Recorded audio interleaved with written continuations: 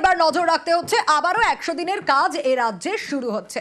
কেন্দ্রকে এমনটাই নির্দেশ হাইকোর্টের প্রধান বিচারপতির ডিভিশন বেঞ্চের। কবে থেকে শুরু হবে?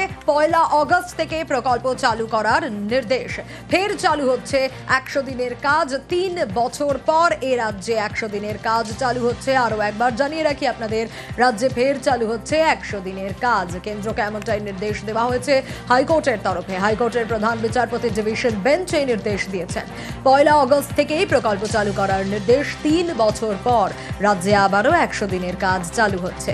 বিশেষ নিয়ন্ত্রণ বিধি তৈরি করে 100 দিনের কাজ চালু। দেশের অন্য রাজ্যের মতো শর্ত এ রাজ্যে খাটবে না। দুর্নীতি রুখতে বিশেষ শর্ত চাপাবে কেন্দ্র। 100 দিনের টাকা বন্ধ করে দেওয়া হয়েছিল, গরিব মানুষকে কাজ করিয়ে টাকা দেওয়া হয়নি। মমতা বন্দ্যোপাধ্যায় মাননীয় মুখ্যমন্ত্রী এর জন্য রেড রোডে ধর্নায় বসেছিলেন।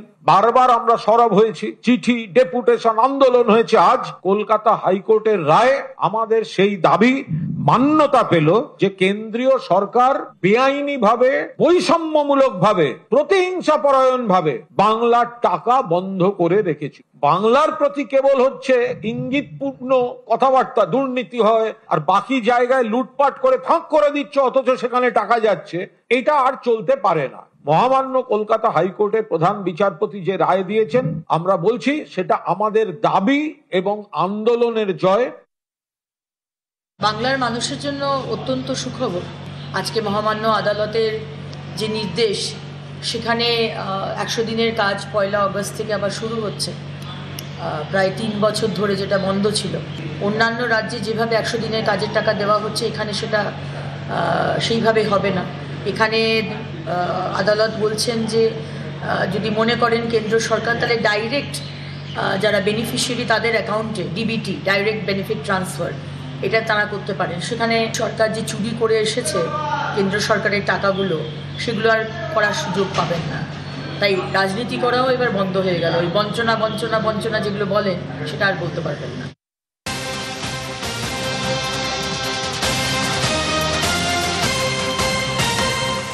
কাঁথির দিকে নজর রাখতেই হবে, কারণ কাঁথির কাউন্সিলরের ভাইয়ের অস্বাভাবিক মৃত্যু। দুষ্কৃতী দিয়ে ভাইকে মারধরের অভিযোগ কার বিরুদ্ধে? কাউন্সিলর রীনা দাসের বিরুদ্ধে। আর তারপরই কাউন্সিলরের ভাইয়ের আত্মহত্যা। ঠিক কি ঘটেছে, আরো বিস্তারিত এই বিষয়ে জানাতে পারবে সুজিত, রয়েছে আমার সঙ্গে। সুজিত, পরিবার কি বলছে, কি অভিযোগ?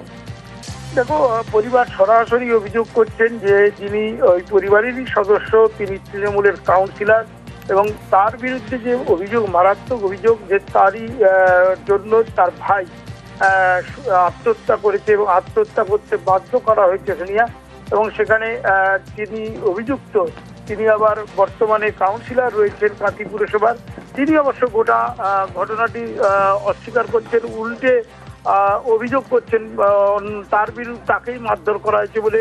গোটা ঘটনাটা নিয়ে রীতিমতো শোরগোল শুরু হয়েছে, এবং শোরগোল শুরু হওয়ার পরপরই দেখা যায় যে চাপানুতোর শুরু হয়েছে, পুলিশের তদন্ত শুরু হয়েছে। কিন্তু ঘটনা যেখানে একটি মৃত্যু এবং সেখানে তৃণমূল কাউন্সিলরের ভাইয়ের মৃত্যু, এবং অভিযুক্ত যেখানে তৃণমূল কাউন্সিলর তার দিদি, সেখানে কিন্তু রীতিমতো বলা যায় যে রাজনৈতিক চাপানুতোর শুরু হয়ে গেছে, এবং সকলেই চাইছেন প্রকৃত তদন্ত, এবং তদন্ত করে ব্যবস্থা নিক পুলিশ, এমনটাই জানাচ্ছেন। এবং পরিবারের লোকজন লিখিত অভিযোগও করছেন, তারা সরাসরি অভিযোগ করছেন। অভিযোগ যখন করছেন, তিনি বর্তমানে একজন কাউন্সিলর, কাঁথি শহরের মতো জায়গায় ঘটনা, সেই শহরের পুরসভার কাউন্সিলর অভিযুক্ত, সেখানে কিন্তু অস্বস্তিতে পড়েছে তৃণমূল নেতৃত্ব। তারাও জানাচ্ছেন যে ঘটনার যথাযথ তদন্ত হয়ে ব্যবস্থা নেওয়া হবে। ননদ পুলিশকে ডেকে আমার ভাসুরকে ধরিয়ে দেয়, মিথ্যে বলে যে আমার 2 ভাই আর বউ 3 জন মিলে আমার সম্পত্তি লিখিয়ে নেওয়ার চেষ্টা করে, দিয়ে আমার সঙ্গে মারামারি করে। কথায় আমার ননদ তখন আমাকে প্রথমে চুলের মুঠি ধরে ঘাড় এখানে মেরে গিয়ে ভাঙে। হাসপাতালে আমাকে স্বামী ভর্তি করে অ্যাডমিট করে বেরিয়েছে। তাকে গুন্ডা দিয়ে, বাবু খান আর রীনা দাস, তার দুজনের কি গুন্ডা দিয়ে তুলে নিয়ে চলে যায়। বাড়ি গিয়ে অভিমানে সুসাইড করে নেয়, দিদি মেরেছে বলে। আসল ঘটনাটা হচ্ছে গিয়ে আমার বাবার সম্পত্তি 2 ভাইয়ের নামে, 2 ভাইয়েরকে ভালো রাখার জন্য তাদের নামে করে দিয়েছি, আর আমি একটু সামান্য অংশ রেখেছি। বাড়ির দেখভাল আমিই করি। কয়েকদিন ধরে চলছিল যে আমার জায়গাটা লিখে দিতে হবে 2 ভাইকে। আমার 2 ভাই চন্দ্রশেখর দাস এবং রামপদ দাস, শ্রাবণী দাস এবং আরও 2-3 জন ব্যক্তিকে নিয়ে এসে আমার উপরে চড়াও হয়। আর এবার কসবার রাজডাঙ্গার ঘটনার দিকে আমাদের নজর রাখতেই হবে, তার কারণ রাজডাঙ্গায় একই পরিবারের 3 জনের আত্মঘাতী হওয়ার ঘটনা। কিন্তু কেন রাজডাঙ্গার এই পরিবার এভাবে আত্মঘাতী হলো? প্রাথমিক তদন্তে পুলিশ যা জানতে পারছে তাতে আর্থিক অনটনই নাকি এই আত্মঘাতী হওয়ার মূল কারণ। আরো ডিটেল জানার চেষ্টা করি, অমিত রয়েছে আমার সঙ্গে। অমিত, আত্মঘাতী হওয়ার মূল কারণ কি আর্থিক অনটনই? তাহলে কি জানা যাচ্ছে পুলিশি তদন্তে? এখন এমনই ইঙ্গিত তদন্তকারীরা পাচ্ছেন। ইতিমধ্যেই গতকাল দেহ উদ্ধারের পরে ময়নাতদন্তে পাঠানো হয়েছে। একটি সুসাইড নোট বা আত্মঘাতী নোট বাড়ি থেকে উদ্ধার হয়েছে এবং ইতিমধ্যে কালকে রাতে বেশ কয়েকদিন আত্মীয় এবং প্রতিবেশীদের সঙ্গে কথা বলেছেন পুলিশ আধিকারিকরা। তদন্তকারী আধিকারিকদের দাবি বেশ কয়েক মাস যাবৎ তারা একটা আর্থিক অনটনের মধ্যে দিয়ে যাচ্ছিলেন, এমনটা তথ্য উঠে এসছে। এছাড়া গত 3 মাস ধরে বাড়ি ভাড়া না দিতে পারা, বিদ্যুতের যে বিল সেটি না দিতে পারা, এই কারণগুলো কিন্তু আর্থিক অনটনেরই ইঙ্গিত দিচ্ছে বলে পুলিশ আধিকারিকরা মনে করছেন।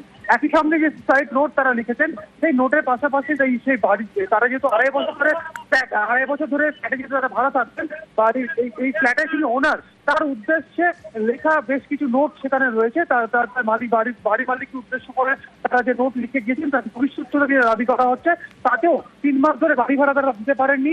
অগ্রিম যে টাকা দেওয়া ছিল বাড়ির মালিকের কাছে সেখান থেকে সেই টাকা কাটিয়ে নেওয়া এবং এক্সট্রা যে 5,000 টাকা আরো হচ্ছে সেই টাকাটা তারা দিতে পারছেন না বলে সেই বিষয়ে তারা খবর পাচ্ছে এবং সেই বিষয়টি মুকুব করে নেওয়ারও কিন্তু আর্জি জানানো রয়েছে এই নোটে, এমনটা কিন্তু পুলিশ সূত্রে জানা যাচ্ছে। সব মিলে আর্থিক অনটনের কারণেই এই আত্মহত্যার পথ বেছে নিয়েছেন, এমনটা কিন্তু মনে করছে পুলিশ আধিকারিকরা। বেশ অমিত, মর্মান্তিক ঘটনা।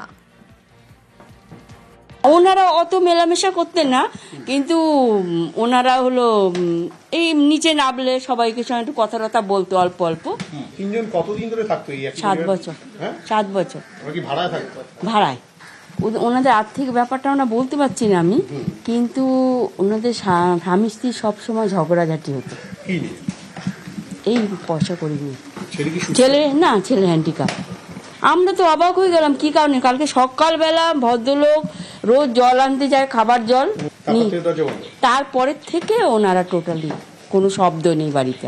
আমরা পাশে বাড়ি আমরা জানি না, আমরা যখন জানি তখন দেখি অলরেডি পুলিশ সব এসে গেছে, তখন আমরা জানতে পারি। অসাধারণ বলতে ওরা স্বামী স্ত্রী খুব ঝগড়া করতো, খুব ঝগড়াঝাটি করতো।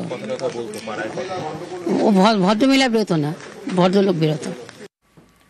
আর এবার নজর রাখতে হচ্ছে গড়িয়াহাটের ফ্ল্যাটে, সেখান থেকে উদ্ধার হয়েছে ওড়িশার পুলিশ কর্মীর দেহ। ভাড়া থাকতেন এই পুলিশ কর্মী এই ফ্ল্যাটে এবং সেখান থেকে তার ঝুলন্ত দেহ উদ্ধার হয়। কিন্তু ঠিক কি ঘটেছে, কিভাবে এই ঘটনা ঘটলো, আরো ডিটেল বিষয়ে জানাতে পারবে, আপডেট দিতে পারবে রনক রয়েছে আমার সঙ্গে। রনক, এই ফ্ল্যাটে ভাড়া থাকতেন এই কনস্টেবল যার ঝুলন্ত দেহ উদ্ধার হয়েছে, কতদিন আগে তিনি এখানে এসেছিলেন, কতদিন ধরে ভাড়া থাকতেন? সুইসাইড নোটও পাওয়া গেছে, কি আপডেট পাওয়া যাচ্ছে?